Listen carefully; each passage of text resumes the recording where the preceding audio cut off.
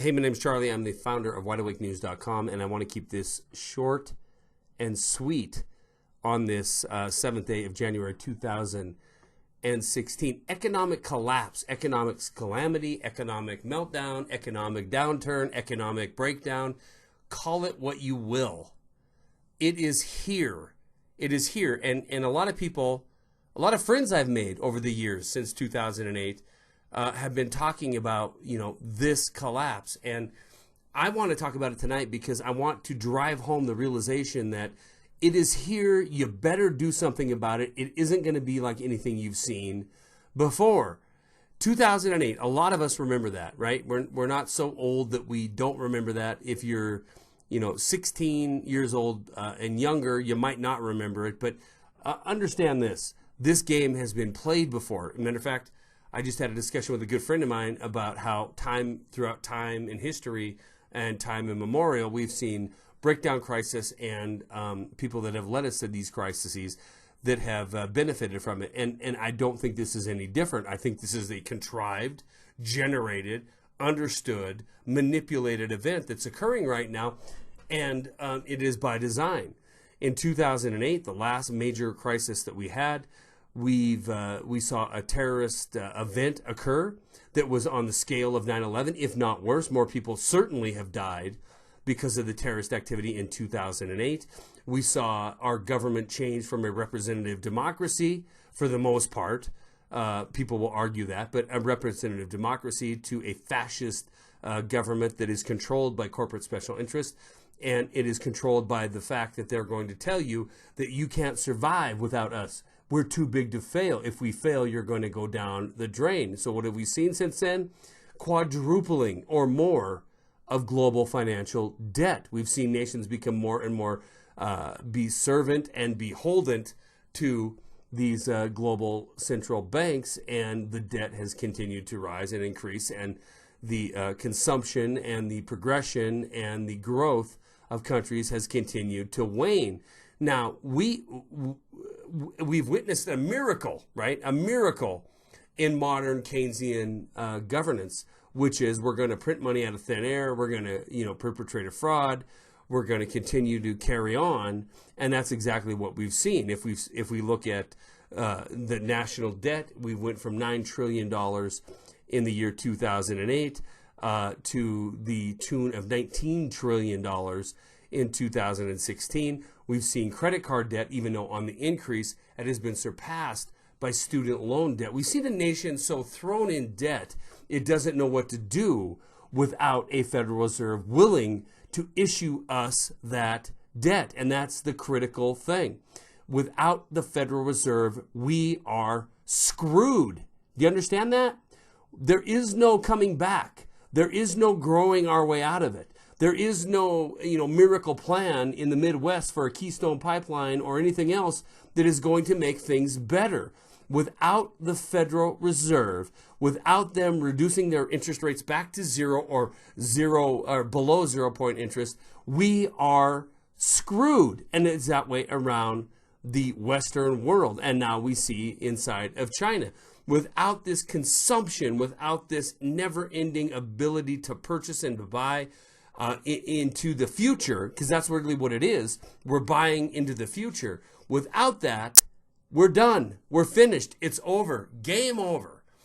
At the end of the day, we end up with $20 trillion in reported national debt, and we end up with an American populace that is beholden and in servitude to a Federal Reserve who lent us that $20 trillion in national debt.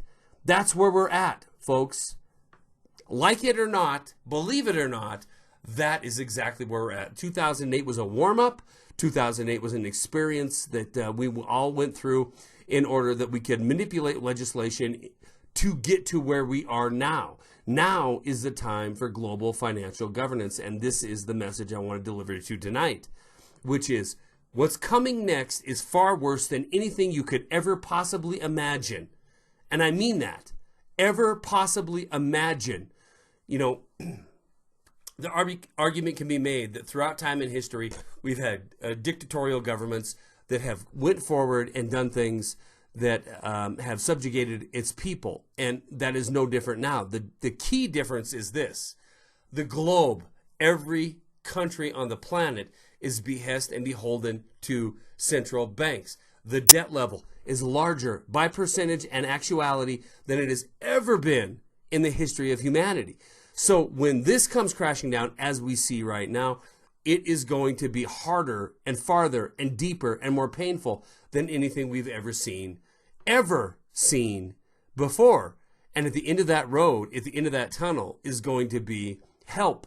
And that help is going to be a noose. And that noose you might as well place around your neck and jump off of the gallows, because it is in complete and total indentured servitude. You're going to give up everything in order to maintain normality. That's what it's about. What will you do in order to maintain normality? To keep the lights on, to keep the beer cold, to keep the football games flowing? Will you give up your soul? Because that's what it's all about. I had a conversation tonight with a good friend of mine, Craig Simpson. We do a podcast together called Guns and Politics, and we talked about this, and we talked about the Constitution, this Constitution, and the destruction of it, and what are we willing to do in order to survive as a free nation. And the question is going to come down to, are you willing to sacrifice everything? And I don't care how old you are. If you're 15 years old, if you're 95 years old, are you willing to commit and sacrifice everything? Because that's how this country came to be. That's how freedom came to be, as a form of governance on this planet. And that's what we need to decide if we're going to go forward as a free people. If you're going, not as a nation, as a free individual, are you willing to give up everything? And I mean everything, your life included. Are you willing to give that up in order to secure freedom for yourself, for your family, for the future of your family, for the future of your nation? Are you willing to do that? If you're not, then step aside. Go into the camp. Go into the horde of sheepledom that is going to bow down and worship at the feet and the grovel at the feet of government masters that are going to provide you with the essentials of life. If that is where you are a sheeple. You're ready to be clipped and neutered and processed in order to facilitate global governance. If you're willing to stand up and fight, if you're willing to do something different, if you're willing to sacrifice everything so that your child, your friends, your family, your coworkers, your loved ones can live in a free society, then get your mind around that fact. The time is now. It isn't tomorrow. It isn't 2008. It isn't 2040.